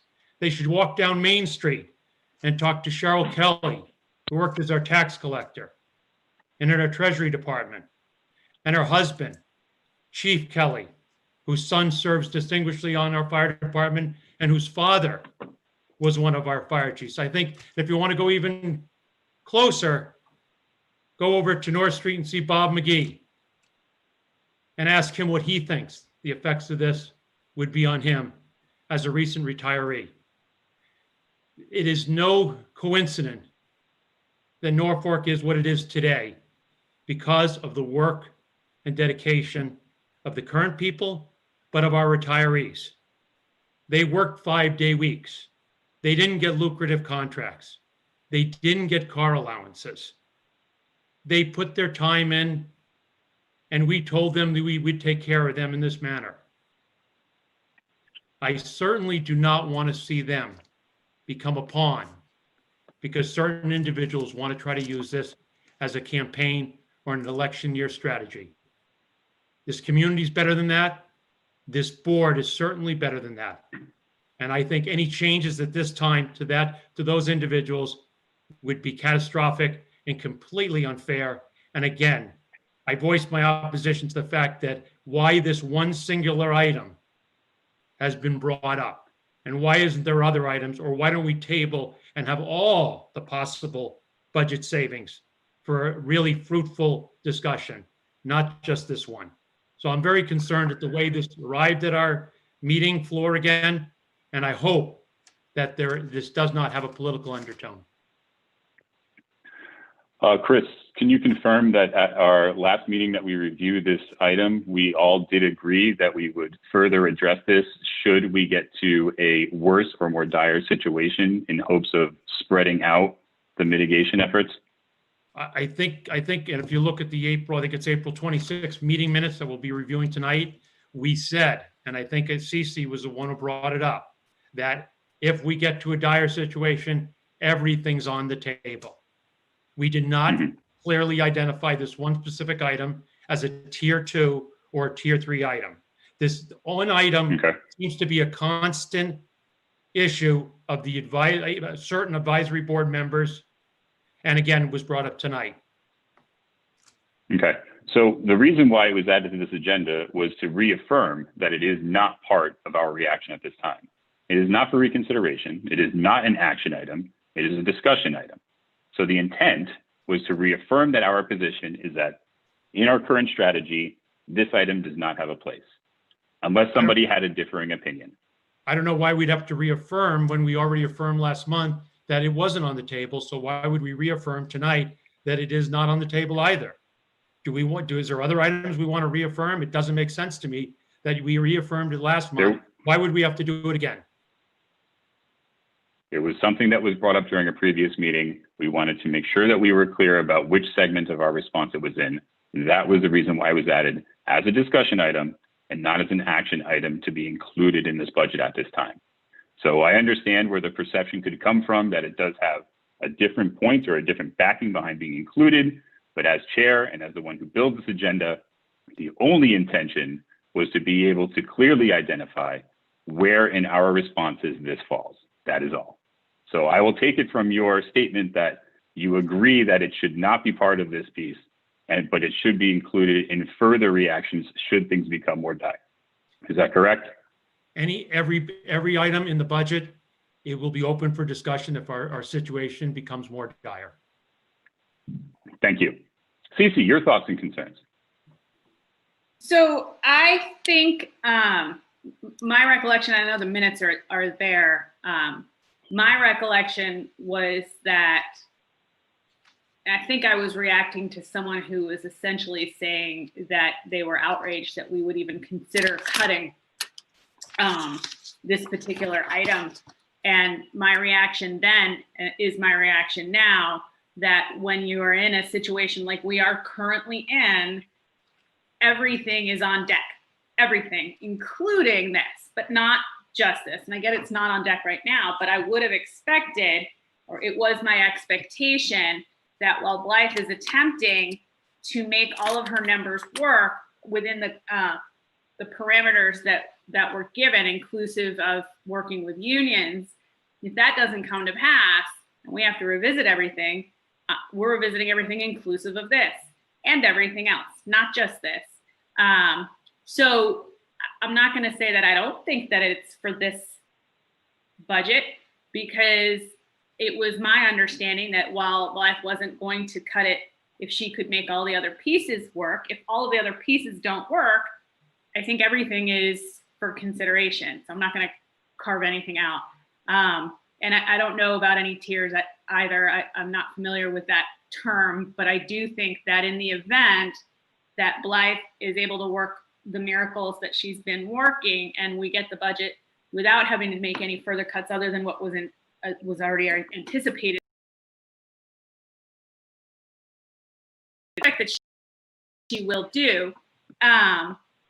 If we need to at fall town meeting or earlier at a special make further cuts because of the pandemic, this is on the table. Yep, it is, as is everything else. And so I understand that you were putting this on for a particular reason that was not targeting this, but was, but I'm just going to sort of make it more of a scatter shot and say that in the event that we still can't function because of the loss of revenue, even after we've, sort of entered into a somewhat arguably draconian budget, everything, including this, would be considered. But I don't know about tiers or anything. I think everything is on the table, inclusive of this, at any time that we can't make the numbers work. So. Very good. So I think that what I'm hearing is that, while in our current strategy, should everything fall into place as anticipated, we do not anticipate leveraging this as an additional option for offset of negative impact. If we do get into a situation where our current strategy does not come to fruition in terms of our negotiations with our union partners and whatnot, that we would start looking to additional measures that could include something of this nature. And we can reserve the dialogue and debate about what would be included in said measures at that time should be necessary. Is that an accurate portrayal of where we are as a board right now, or does somebody disagree?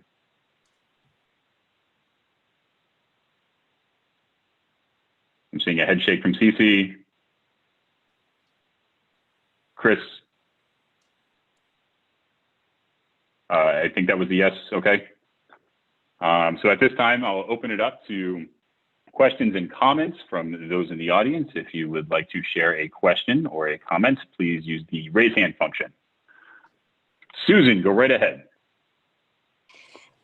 Hi, Susan Klein, 11 Keeney Pond. Since I was addressed specifically, I would like to point out that I am in no way making this political. And as a member of the advisory board, this was discussed prior to COVID, prior to any of the budget discussions, has nothing to do with anything that has come up lately. And I, of course, in any way would want to save retiree health benefits. However, once it was deemed that we are cutting current employee salaries, and the board had at that point voted this down, I raised this question of, if you're in favor of cutting current employee salaries and benefits, why would this $120 121, I believe, is the number that Blythe had said. Correct me if I'm wrong. $121,000 savings be on the table.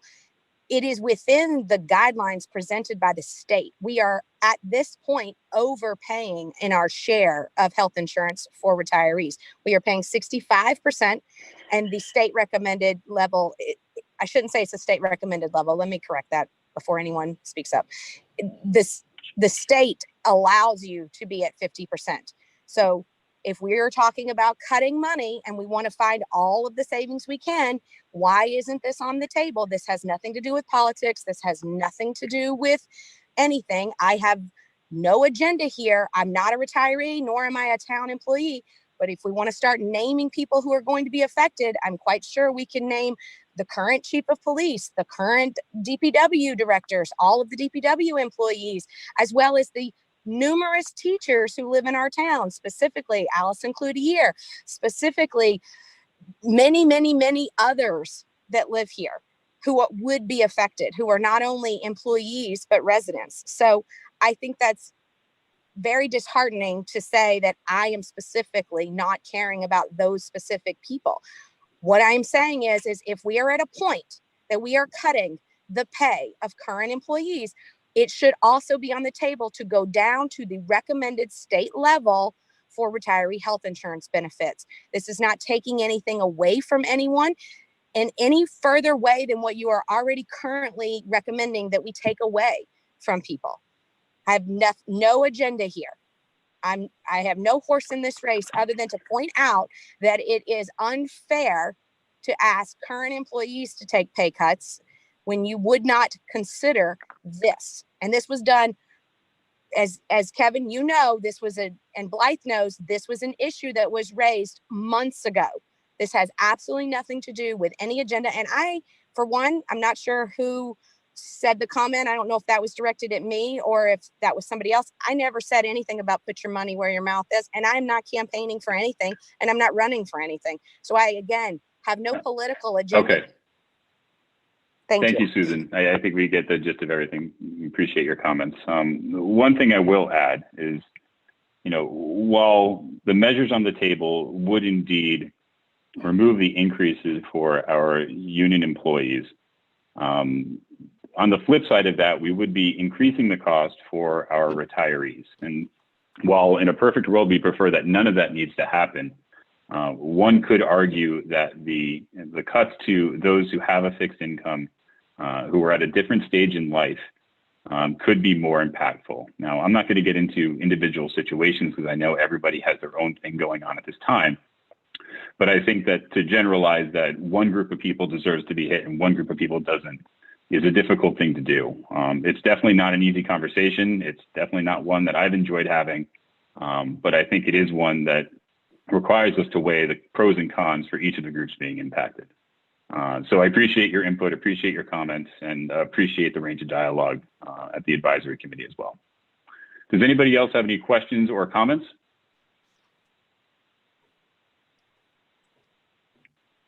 I'm seeing no hands.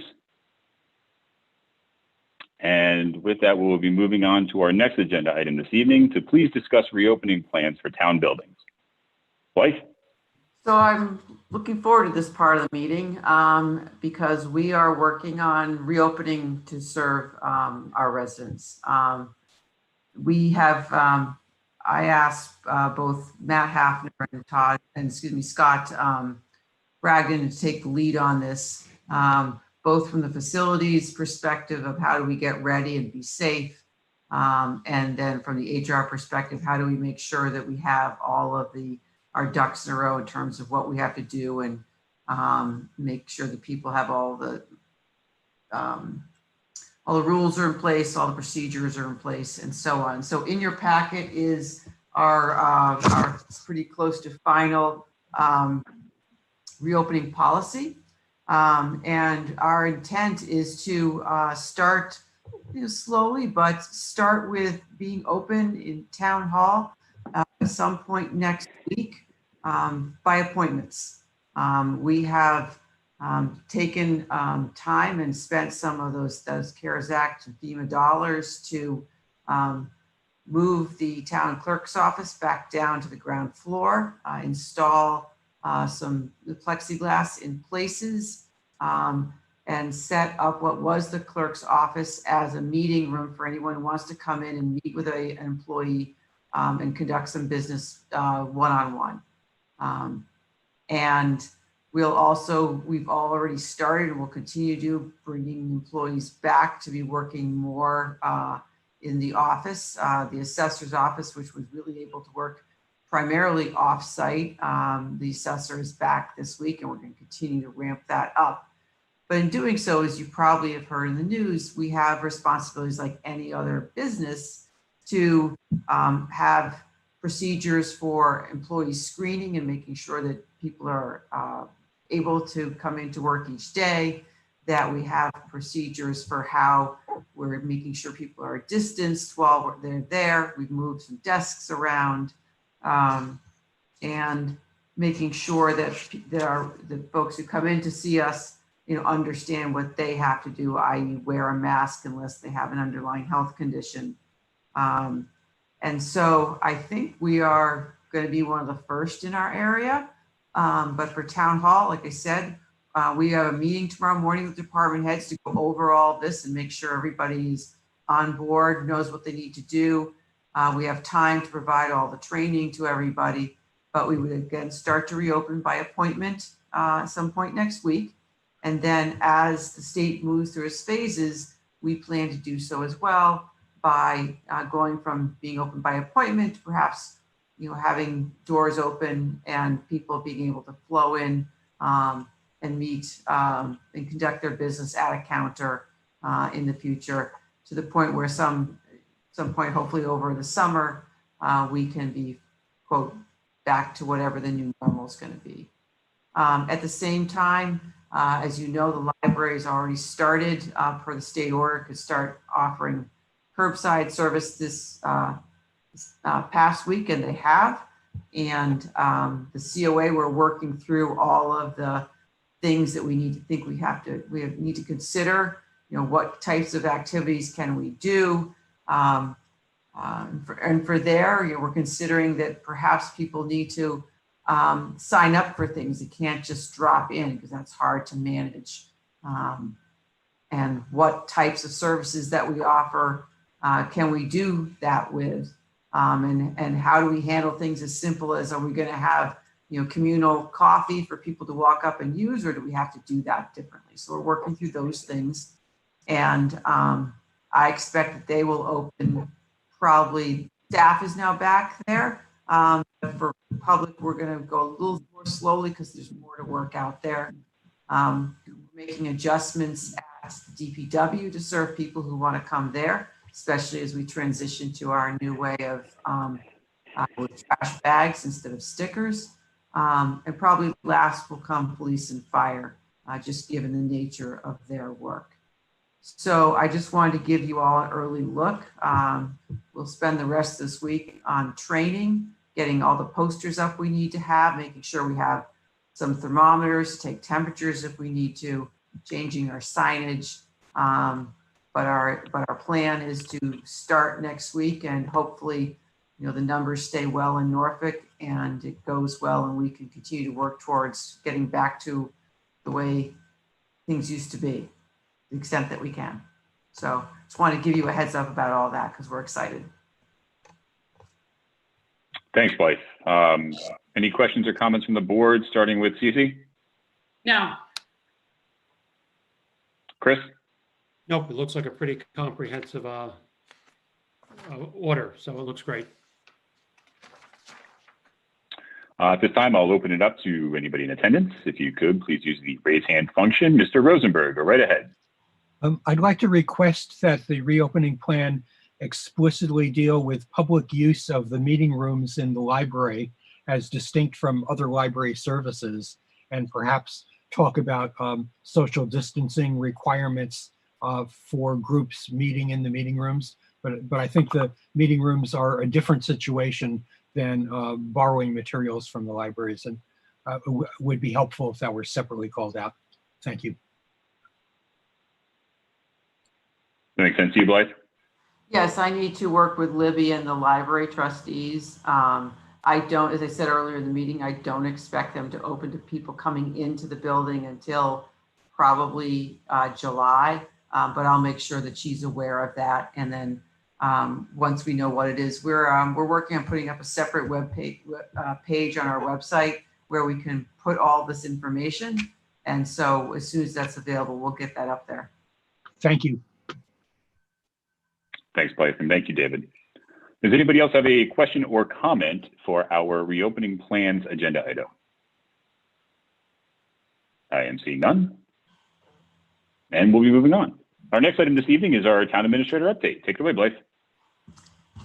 Get back to that. So as we continue to try to find ways to save a little money, make a little money, DPW went live with the auctions. I think I told you about that last week. It closed today. We thought we would bring in about $10,000 for about 7 or 8 vehicles. We brought in 17,600. So and the goal of every little bit helps. Cleaning out some old stuff and bring a few bucks into the coffers. As you may recall, we were planning to do an auction of real estate earlier this year. We were going to do that in May, but the pandemic also derailed that. We are looking at regrouping and doing that in the fall. So we'll keep you apprised of that as well. Just a reminder, I should have brought this up earlier, the moderators meeting to plan for town meeting is scheduled for next Wednesday, June 10th at 9:30 in the morning. We will be advertising, the Zoom meeting for that. I'm not sure who's setting it up yet. We're still working on the details, but those who need to be there or the moderator would like to be there have been alerted to that time. So I just wanted to remind you of that. And then the Affordable Housing Trust made a bid for a property on Leland Road, and that bid was accepted. So the town will be purchasing a property there. The end of June, it's gone to purchase and sale.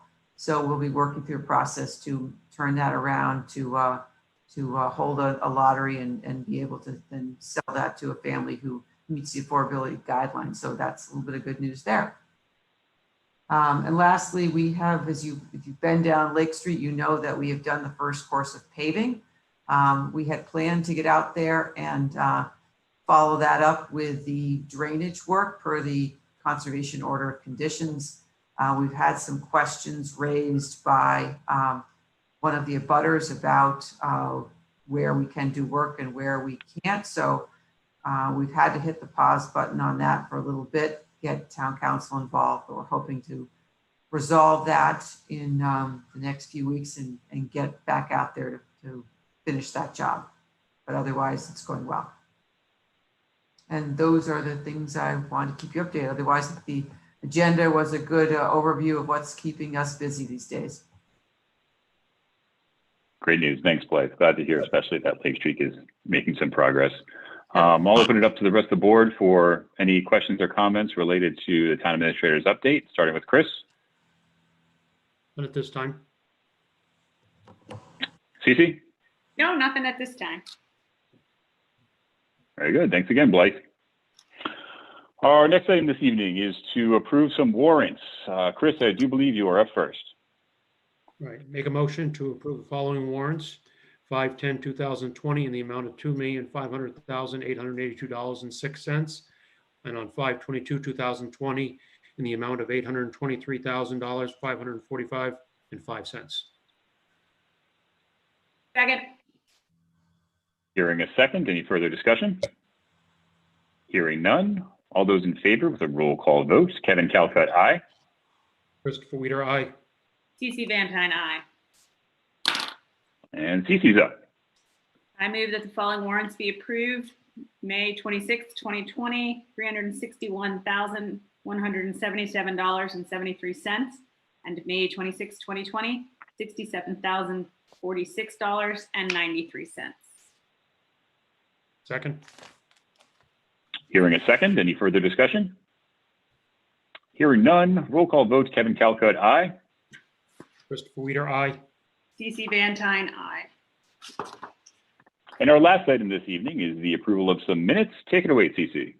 I move that the board approve the minutes for the April 7th, 2020 and the April 21st, 2020 regular meetings.